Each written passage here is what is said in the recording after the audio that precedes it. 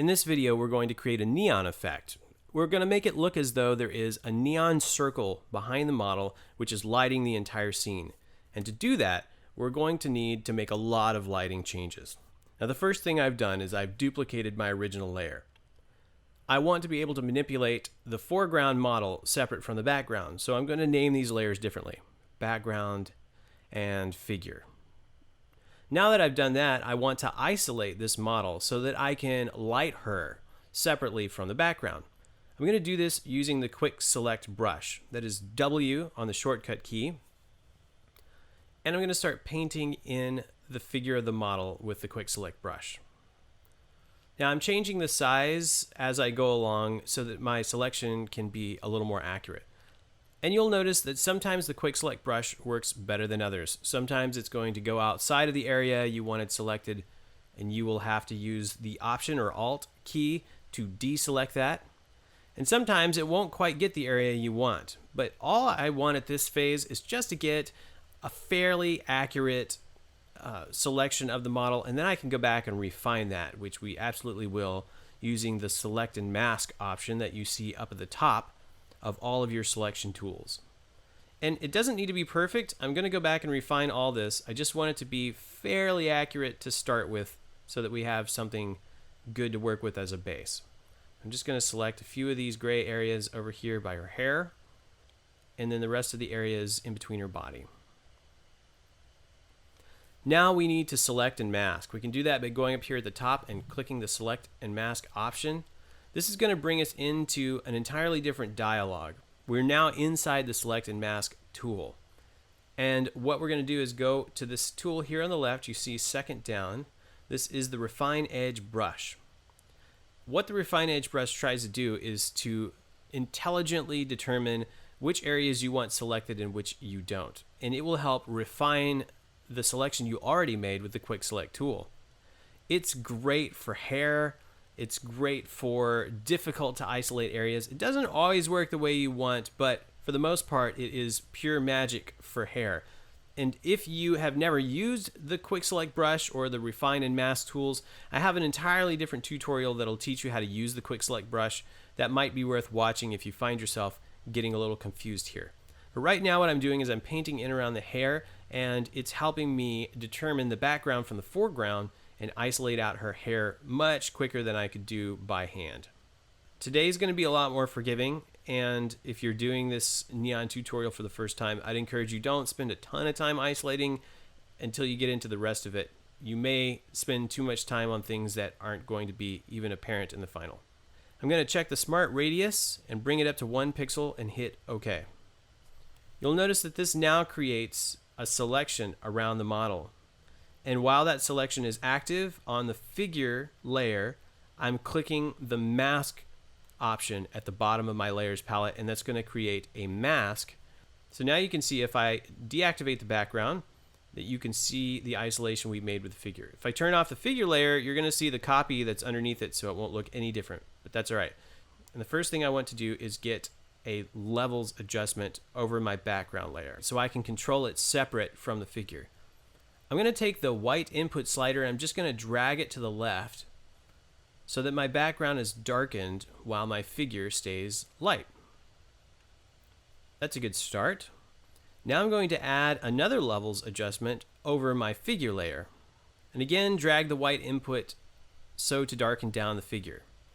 Now, I'm going to hit Command Option G or Control Alt G and create a clipping mask out of this levels layer. And what it's doing is it's confining that levels adjustment to only affect the layer below it. And you can tell that by the little arrow on that layer pointing down to the layer below it. I'm going to go in here and I'm going to choose a solid color. And I want this color to be the color that I'm ultimately going to make my neon. I'm just going to make it a blue in this case. And I'm going to set my blend mode to soft light.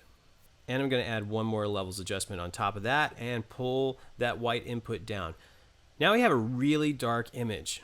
And this is a great place to start adding light. Since our light's going to be neon, we need to decide what shape our light will be. In this case, I want it to be circular. So I'm going to go to U on the shortcut key, and I'm going to get my ellipse tool. Now I'm going to create a layer on top of all the other layers with this ellipse. I'm going to make sure that it is selected as shape in the top left on the options. I want the stroke to be white. Now I think I want this ellipse to be a little thicker than it is right now. I want it to look like a neon tube that's a bit thicker. So I'm going to drag the stroke size up until I get it to a size that I feel like fits my idea. Now I need to start neoning it. And the way we're going to do that is by right-clicking on the ellipse layer and selecting blending options. In the blending options, I'm going to make several changes, and this is going to provide the neon look we want. The first thing I'm going to do is I'm going to click inner shadow. Now, even though it says inner shadow, in this case, I'm not going to really use it for shadowing so much as coloring. I'm going to get closer in so I can see how this looks. Go back to my blend options, choose inner shadow. Then I need to choose a color that I like, and in this case, I want it to be similar to the neon that I've already made the background. So I've got me a blue going on here. I have my distance all the way down. I have my size. I'm going to bring that up just a little bit until I leave a little rim of white in the middle of my neon tube. And you'll notice that since our distance has been changed, the angle doesn't matter at all, but the contour will. And I'm going to set it to this first option of contour. Just see what that looks like. You can play around with various contours to see what effects you prefer. I like the second in this case, so I'm going to leave it. And now I'm going to create a second inner shadow. Now I'm doing this to build up more variation and a little more gradation in the color. So with this, I'm going to bring it very similarly down. I'm going to pick a similar blue, but I'm going to have this one set to multiply, and I'm going to make the size slightly different. So this blue isn't exactly the same blue, and it'll help it just look as though there's a bit of a color shift. I've also changed the contour, and now we're starting to get a nice lush neon look. Now let's add a outer glow. Now I'm going to choose a blue again, which goes with the neon color that I want. I'm going to leave the opacity all the way up. On the technique, I'm going to put it to softer, and I'm just going to tweak the size a little more and make sure that the contour looks as good as possible. Experiment with the contour and see which one you feel like best suits your needs. And then once you have that determined, play with the range and get what you want. Now notice I added just a little bit of noise so it doesn't look too perfect. That way it looks a little more organic, as if it were actually shot in the photograph. So now I'm going to add a drop shadow. I'm going to set that to screen. And again, what I'm doing is just kind of layering up the effect. I'm going to choose a blue similar to what we've done in all these other effects, and then I'm going to bring the size down to whatever I feel like looks good. Now this is going to be like a big glow. I want this to be less opacity and a little more external glowy. We have a good start. This looks neon, but we need to make it look like it's lighting her up. Also, we need to make it look like it's behind her.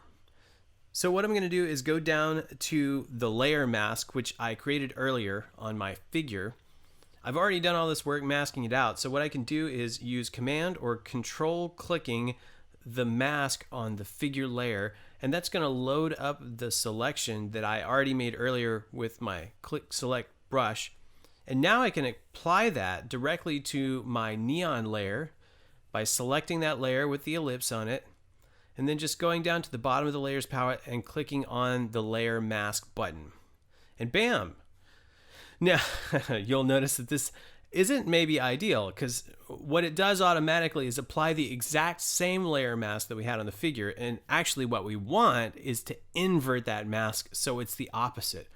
So with that mask still selected on ellipse 1 layer that I have here, I'm going to hit Command or Control I, and then that's just going to invert that mask. Now we do have a little bit of a problem here. You'll notice if I zoom in here, you see how that on the edges, the effects that we've created are stopping at the layer mask and they're looking inconsistent. So we want these to continue on through behind the model as if they're unbroken. And the way that we can make that happen is just go back into our blending mode and then check this little box called Layer Mask Hides Effects. And when I click that, Now I've got what I want. Now all the effects appear to go behind the model rather than terminating at her side, which is perfect. All right, now let's start lighting the model. I'm grabbing this diamond-shaped gradient, and I'm going to drag it out from the center of the face on the color layer. And what I'm trying to do here is I want it to look as though we had an off-camera flash that was pointed at her face, so her face gives a little more skin tone than the rest of her body, which is being lit by this blue neon. I still want to see a little skin tone in the face. And I'm going to do the same on the levels and the color adjustment layer. But now I want to add some highlights. And one of the ways I can do that is I'm going to go into my channels palette, and I generally use the blue channel for this just because skin is reddish orange and the blue channel gives me some contrast there. So what you do is then just drag it down to new layer and you create a new layer with it. Now what I'm going to do is use a levels adjustment to just ramp up the contrast of that blue channel. Now I'm not going to actually use this channel in my image. I'm just using it as sort of a contrast map which I'm going to load as a selection. So now I have this high contrast version of the blue channel, and I can control or command click on that, and what it's going to do is it's going to load up all of the white or light colored areas as a selection, and then the black is going to be ignored. So now that I've loaded that up, I'm going to turn my RGB channels back on and just deactivate that blue channel I was just tweaking. But you'll notice I still have the selection active. So now I'm going to go back over to layers. I'm going to make all my layers visible again. And you'll see this selection is there. So now I'm going to take this levels, the levels that I had directly over the figure, I'm now going to paint on with this selection active and highlight only the areas that are currently selected. Now I'm using a soft edge brush here, and I'm using an opacity of about 10%, and that's just so I can get a little more subtle look here. So there's nuance to it and it's not just bright white, because I want to build up this lighting effect. So I'm just painting it little by little, altering the size of my brush as I go along, and I'm just bringing up some highlights only in the areas where the selection is active. So all the other areas are going to be ignored. What this does, I found, is it adds some contrast to the image, but it also makes the lighting that I'm trying to paint on look a little more natural because it's following what the actual contours of the original shot were. And even though the original shot was shot and lit much differently, at least it still looks a little more true to the form of the model. I'm going to continue to build up these lighting effects. I'm going to try to get them just the way I want them, but I really want to take some time to make them look authentic. I want to think about where is this neon behind her and how can I make it look like it's actually affecting her in the image. Oftentimes I'll experiment with this, I'll tweak it back and forth, I may decide I want more or less. Just paint to your taste using your black and white fore and background colors interchangeably until you get about the consistency that you want on your model. Now I'm going to create an entirely new layer above my model. I'm going to call it highlights. I'm going to select that mask again, just like we did when we were masking out the neon behind the model, and I'm going to mask out this highlights layer so that everything I paint will be only on the figure. And with a white foreground brush, I'm going to start brushing in with a pretty low opacity, about 10% right now. I'm going to start brushing in some white highlights. What I want here is to create the illusion that there are some parts of her body that are closer to the neon than others, therefore they should be lit a little more brightly. And also we're giving the appearance that she's being lit from behind, so we really should have some side lighting and some rim lighting here. And we just have to create that because that wasn't there in the original image. But we can create that illusion now that we've darkened her down enough just by adding back in highlights in the appropriate places. I'm going to find these little areas by the hip and leg that are close to the neon. and just give this appearance that there's light hitting it. I suggest you do this with a low opacity brush.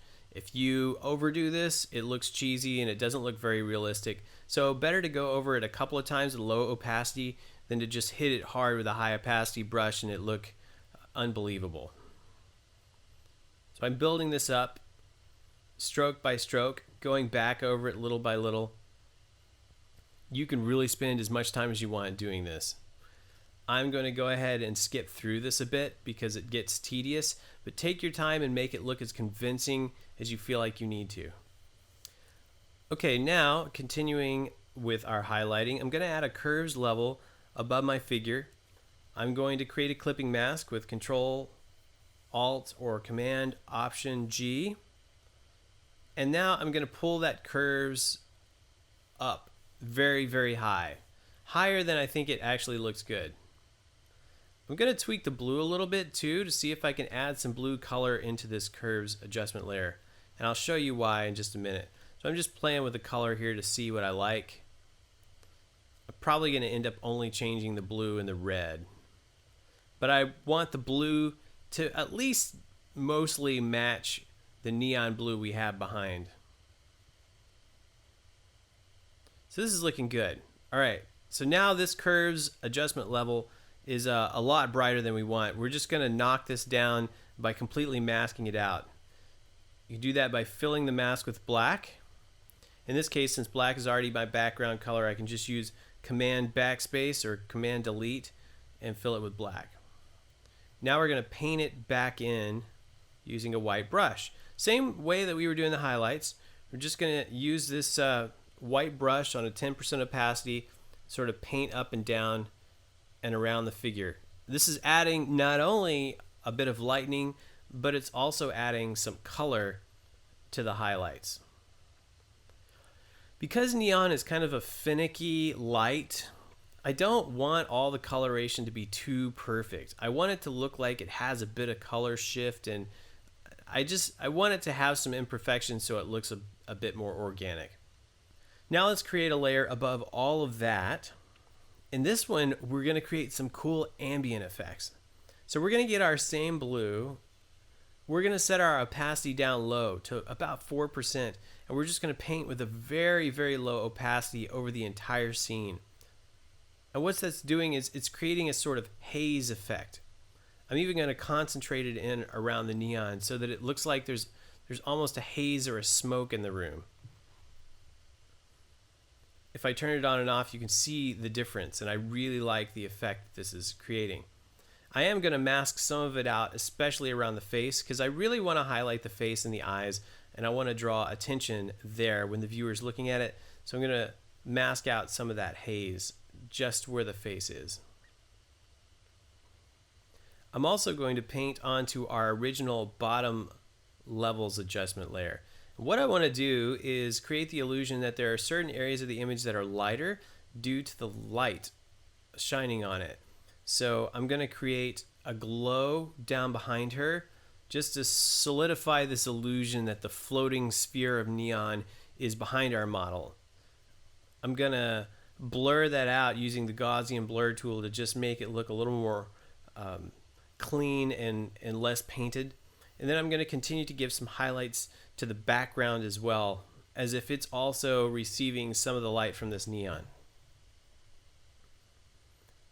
I think this gives the image more character, and even though these are subtle touches that you may feel like you don't really need to go through, I feel like it adds an extra level of realism that even if the viewer doesn't notice it, I think overall the effect of the image is benefited by it.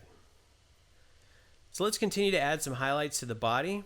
I feel like if the floor is getting some of the lighting, then the model should also be catching a little bit of rim light down there. So I'm going to go ahead and add some lighting to the legs. Just slight lighting. That's going to decrease the further down the body we go. But I really want this illusion that there's a bright light right behind her that's affecting the contour of the body. This also helps with shapes. So when you look at the image, it helps the model pop out from the overall image and from the dark background. And you can paint this with white, or you can get a blue and paint it. Personally, I like doing a variety of it, so I'm just resampling the colors over and over again and then continuing to layer it up with a low opacity. This just makes the effect a little more varied. I like detail. Again, some of this you may choose to do it a lot more simply your first time through, but I want to show you what's possible if you really want to make it look very authentic. Now we're going to create another curves adjustment. I still want to add a little more contrast and brighten the model up a bit. So I'm going to add a curves adjustment on top of just the figure.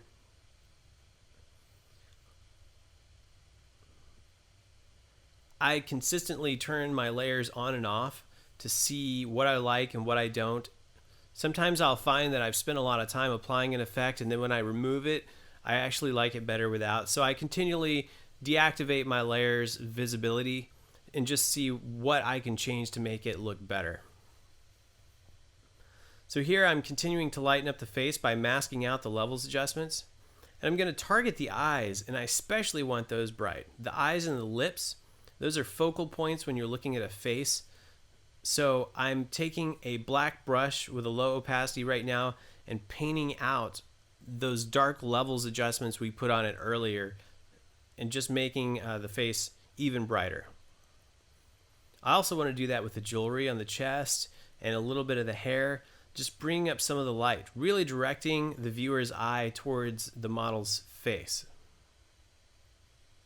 At this point, we've done a good job. We've gotten the light to a really good place. We're going to do a few finishing touches that are going to, I think, tighten up the overall composition and make the lighting even better. But you could probably stop here and have a good image.